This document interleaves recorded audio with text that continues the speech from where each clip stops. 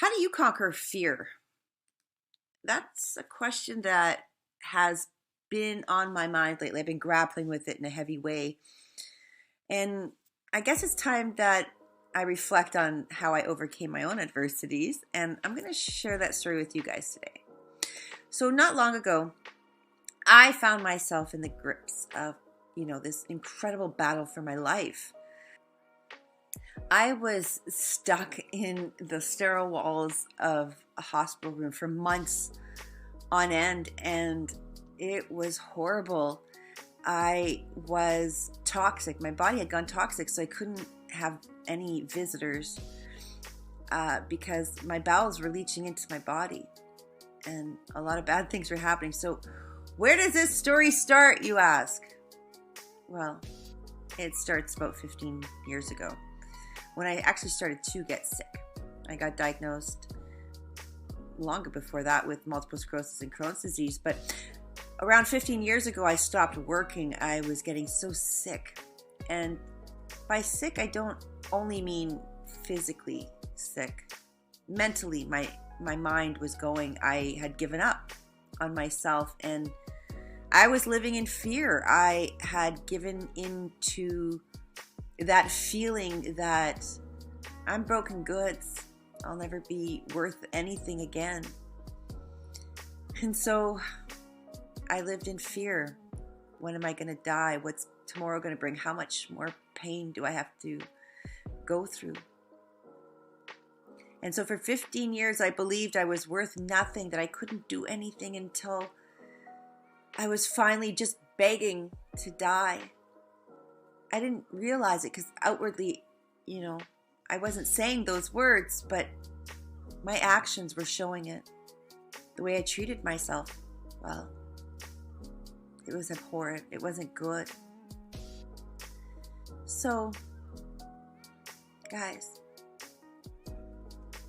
let's fast forward to when I ended up in that hospital. I'd completely given up on my life. And when I got to that hospital, they asked me, as they do whenever you enter a hospital, do you want to be resuscitated if something should happen? And for the first time in 20 years, I said no. Let me go this time. Just let it end. And I heard those words coming out of my mouth, and I didn't feel anything. I didn't feel sadness. I didn't feel hopeful. I felt empty. So that's what they did. Now fast forward 2 weeks. I'm in that hospital. I'm doing okay. They're about to set me free. They're about to send me home. And that very morning, I went to the bathroom and I tried to get off that toilet, but I fell forward. And I started to die on that floor right there. And they had to come in and resuscitate me for the first time. But because I had the DNR, they weren't sure if they could, and I'm considered young in the world, I guess. So they started to shake me and shout at me, "Are you sure you want us to let you go? Do you want to be resuscitated?" And I know I was coming in and out, and I can sort of hear them, and I just remember saying, "Don't let me die." And so that's what they did. They jumped into action, and all 12 people, I found out later, were in the room. They saved my life. They took all measures. Now, guys, I was stuck in that hospital room for months, and it was up and down. And it wasn't long before this happened again. Another week passed, and I was already crashing, and they had to resuscitate me again. But the worst one happened, I guess about a month. I'm not exactly even sure, but a while into my stay. And when this time I left my body. So this time I know that I was a goner. And I finally left my body, but when I left, I didn't leave alone. My mom, who had passed away a few years earlier, had come to visit me. And she grabbed me by the hand, and together we flew to a cloud. And that's where we sat as my body calmed itself. And it was so peaceful there.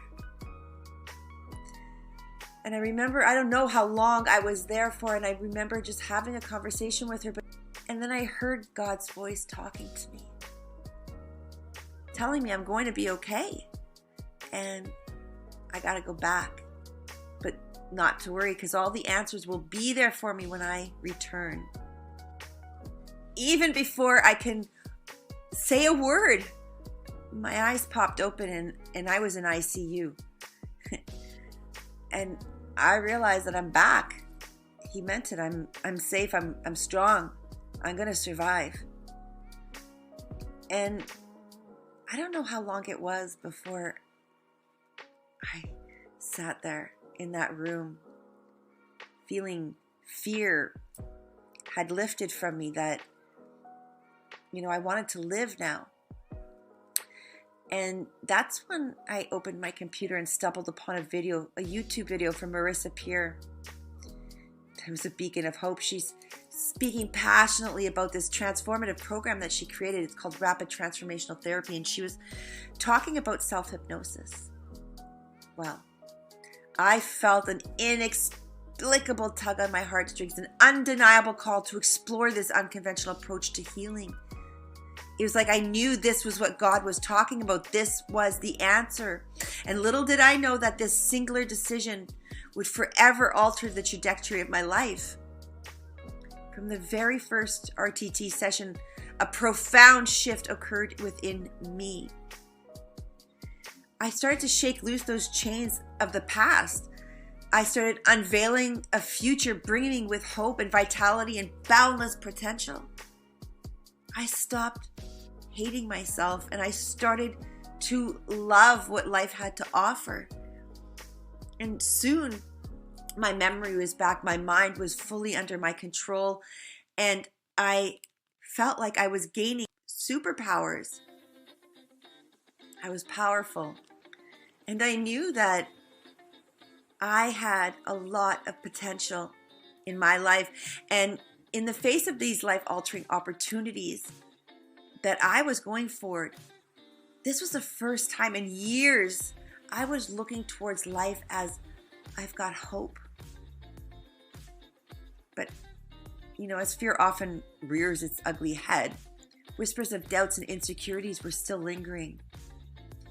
And the decision to invest in this therapy, well, both financially and emotionally, required an audacious leap of faith, because, guys, I was bawling my face off thinking about how much I had to give out. But I got the money, I found a loan, and I did it.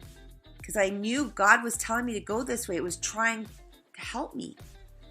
So no matter what that fear I was feeling about spending that money, no matter what fear I was feeling about failing, of trying this and it not working, like every other thing I've tried in the past years, I worried, I feared.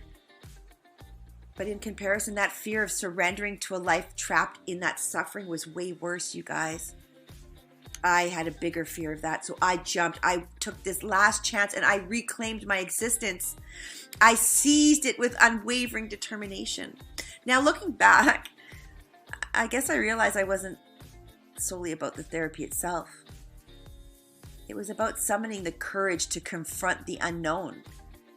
And unfortunately, I had to die to find my courage, and I hope you guys listening don't have to do that.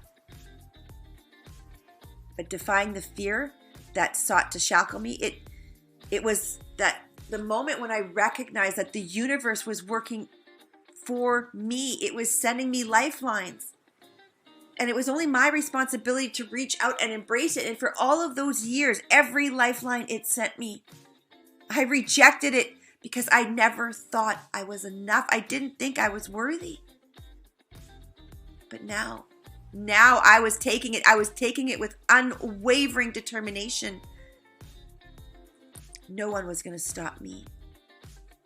You see, fear possesses a remarkable ability to paralyze us, confining us within our suffocating walls of our comfort zone.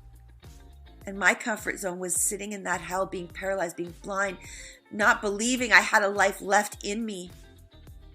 But it's when we muster the strength to face fear head on that genuine transformation occurs. It's those moments of discomfort and uncertainty that we emerge, reborn, rebirthed into a version of ourselves we thought was lost forever. Now I know that it was my responsibility to reach out and embrace the fear and move forward and grab those lifelines that the universe was offering to me. Now, my fellow superheroes, I urge you, I implore you to not allow fear to conquer you, to open your eyes and hearts to the signs, the synchronicities of the universe's patterns. Often, the answers we seek are right before our eyes, waiting for us to take the leap of faith. And I'm eternally grateful for the divine intervention that led me to RTT.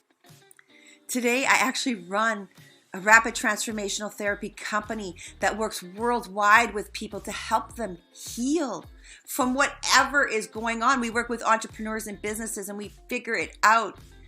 And you guys, the people I work with, they're like me now. They do not succumb to fear's grip anymore. I am a superhero now. So remember this.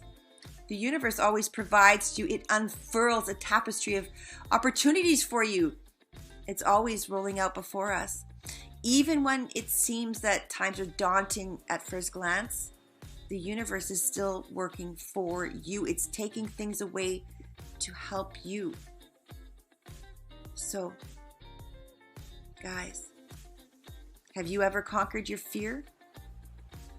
Have you ever taken a leap of faith that led to transformative outcomes? Have you ever put yourself first?